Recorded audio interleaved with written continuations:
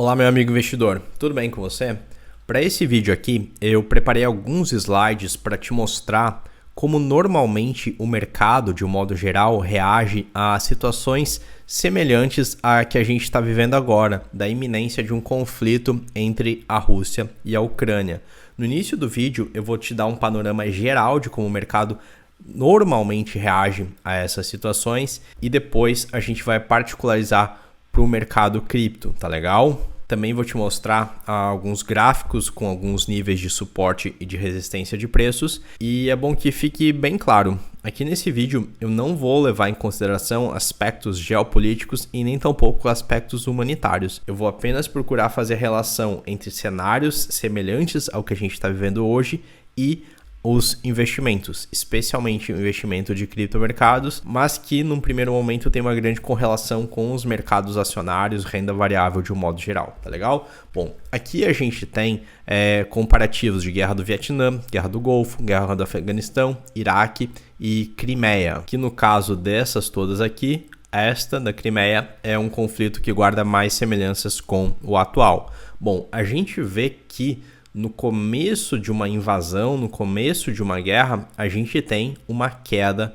nos mercados. Então, se a gente tivesse o gráfico apenas até esse momento aqui de uma invasão, a gente veria uma queda bem brusca dos resultados. Mas, via de regra, depois o mercado volta para uma trajetória de crescimento. A exceção, nesses cenários aqui, foi o visto no Afeganistão. Aqui a gente também tem uma tabela mostrando a performance do mercado de capital durante guerras. Esse período aqui é um período de controle e aqui é o período durante guerras. Então a gente vê que o mercado acionário, tanto de small caps quanto de large caps, ele reage melhor durante guerras. Títulos de longo prazo reagem pior na guerra comparado ao período de controle. Então aqui a gente tem dados de 1926 a 2013 funcionando como controle e aqui o desempenho dos mercados durante guerras. Aqui a gente tem essa informação do Deutsche Bank.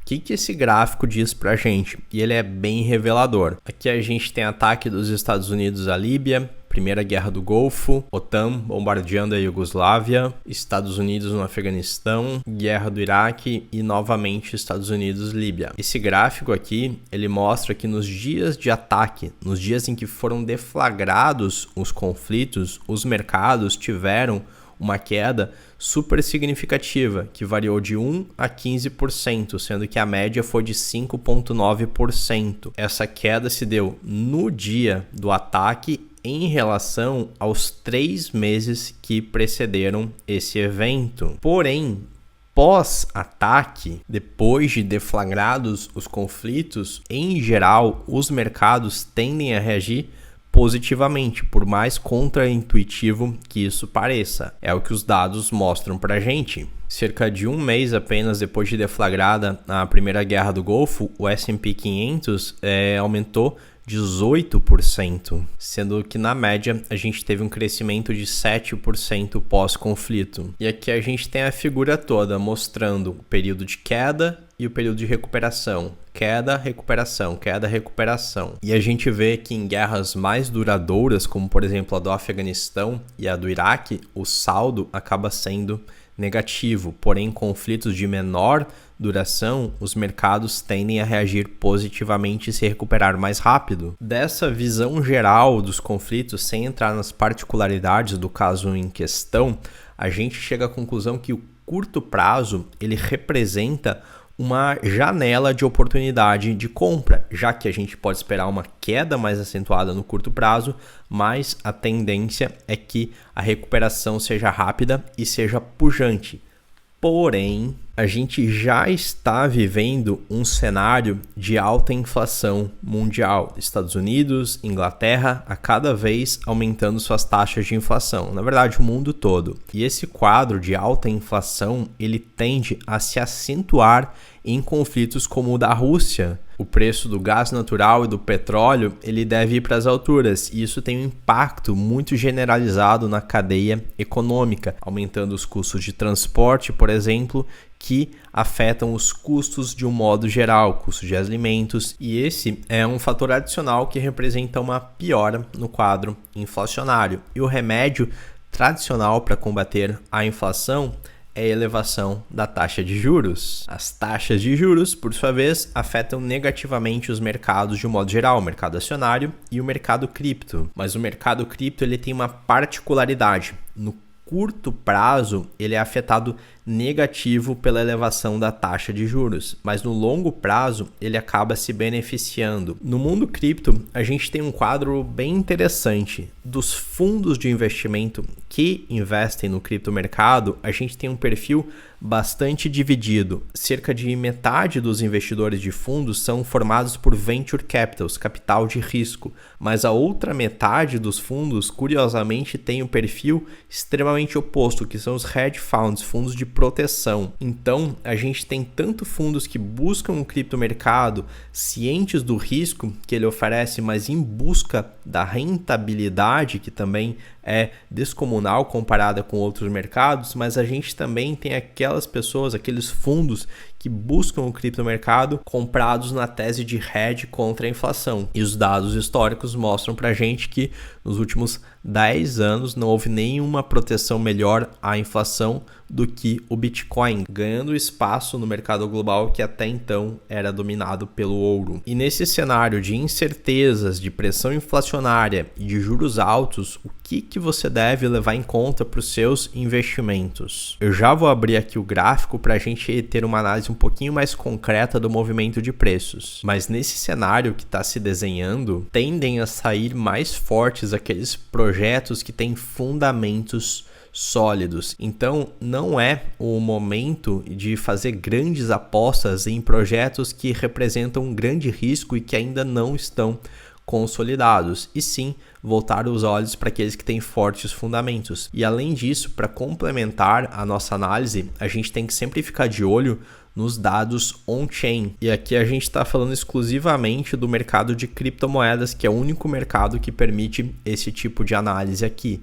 O hash rate, por exemplo, ele está batendo a alta histórica. O hash rate ele representa a força computacional empregada pelos mineradores na atividade de mineração de Bitcoin, e ela está na ATH, alta histórica. Por um lado, isso representa o otimismo dos mineradores em relação a esse mercado, mas o hash rate nas alturas ele também eleva a dificuldade de mineração, o que significa que a concorrência pela recompensa da mineração, que é um bloco com 6,25 bitcoins, a concorrência está mais acirrada. E essa combinação de fatores do aumento da dificuldade de mineração com o preço do Bitcoin que está abaixo dos $40 mil, baixo para o padrão que ele atingiu há poucos meses atrás, está fazendo com que os mineradores enviem Bitcoin para as corretoras. Isso indica predisposição dos mineradores de vender Bitcoin, provavelmente para fazer face aos custos de mineração.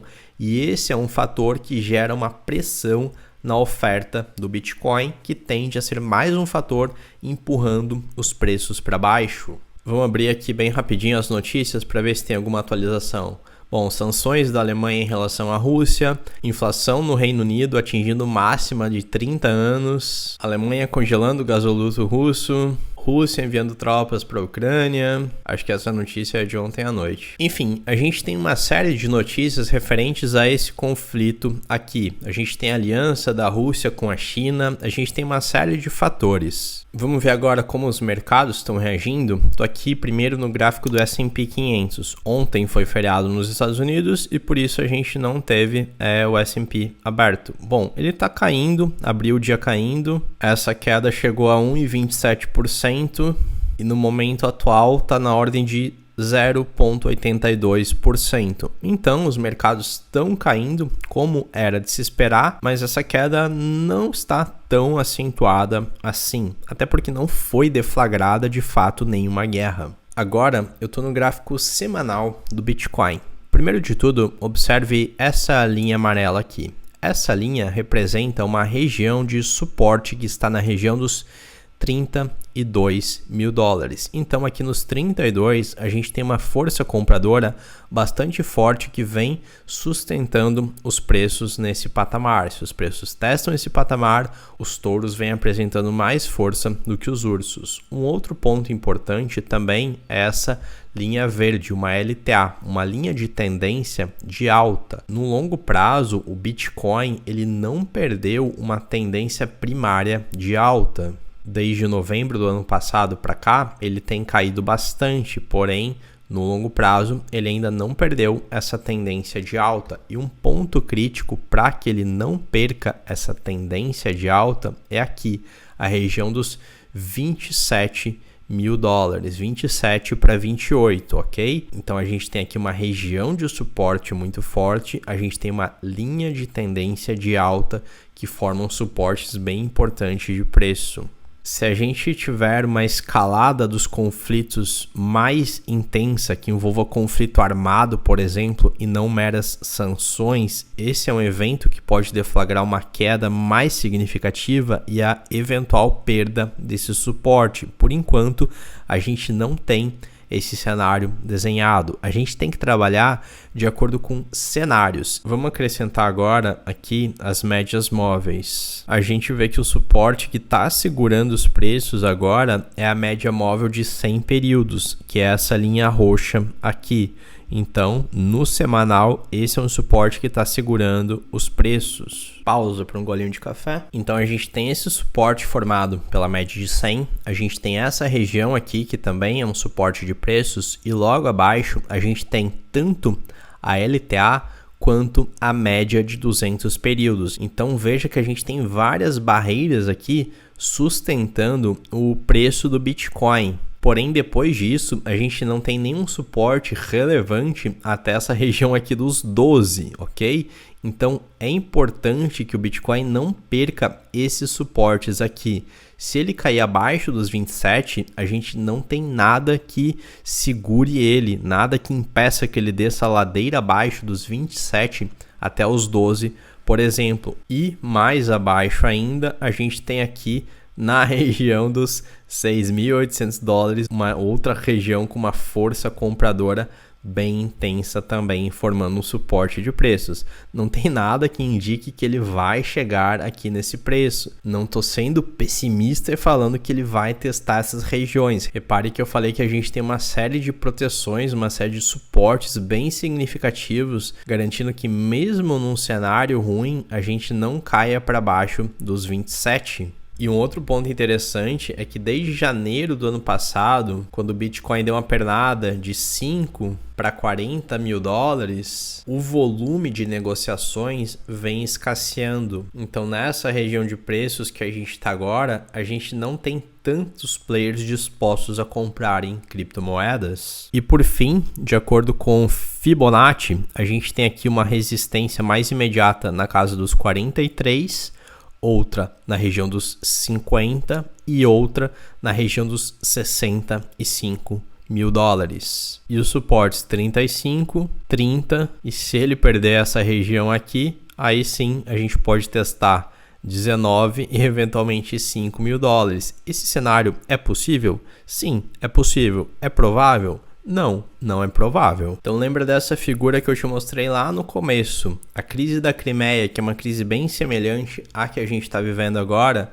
No curto prazo, os mercados caíram, mas passada essa tensão inicial gerada pelos conflitos, os mercados retomaram a sua tendência de alta. No curto prazo, o mercado vai reagir de acordo com o nível de tensão gerado por esse conflito. Se a gente tiver um conflito armado, por exemplo, no curto prazo os mercados vão cair mais acentuadamente. Se não houver escalada armada e o desenrolar se dê apenas no campo das sanções econômicas, os mercados vão cair no curto prazo, não vão cair tanto e depois vão retomar sua trajetória natural. E, obviamente, o que menos impactaria negativamente os mercados no curto prazo seriam soluções diplomáticas. Mas assim que passar esse momento de maior indefinição, o noticiário vai esquecer Rússia e Ucrânia e vai ter alguma outra notícia que vai tomar a atenção das pessoas. E dentro desse novo cenário, o que vai impactar de fato os mercados são a inflação e a taxa de juros. Lembrando que um aumento na taxa de juros no curto prazo afeta negativamente o Bitcoin, mas no longo prazo ele tende a ser positivo, uma vez que o Bitcoin está se consolidando como um hedge contra a inflação. Teria muito mais coisas para falar, mas esse vídeo já está ficando longo, então encerro por aqui. Espero que você tenha gostado, um grande abraço e até a próxima.